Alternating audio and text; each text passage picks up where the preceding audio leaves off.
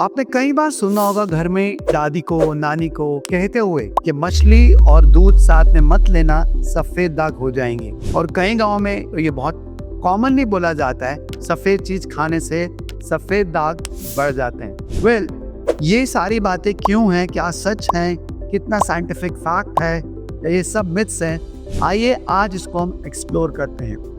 मैं doctor Sandeep Waseem Carewell medical centre से, और हम 5000 से ज़्यादा विट्लिगो पेशेंट का सक्सेसफुल ट्रीटमेंट कर चुके हैं।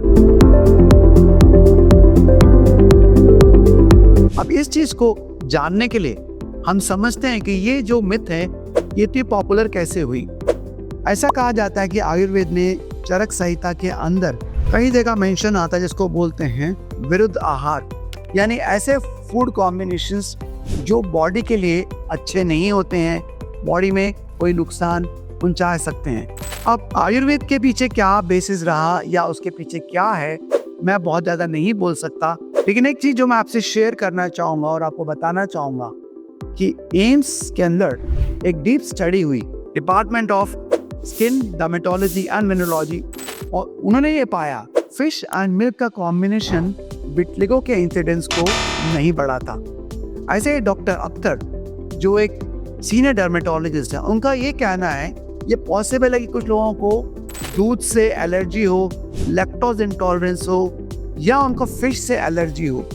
यानी ये पॉसिबल है कि आपको इंडिविजुअली दूध या फिश से एलर्जी हो सकती है, ये कारण आपको प्रॉब्लम आ सकती है। लेकिन अगर आपको फिश से एलर्जी नहीं है और दूध से एलर्जी नहीं है, तो हमारे पास आज कोई साइंटिफिक एविडेंस नहीं है तो सपोर्ट करे कि मिल्क और फिश को खाने से आपके सफ़ेद दाग बढ़ते हैं। एक बात समझते हैं, विट्लिगो एक ऑटोइम्यून डिजीज है।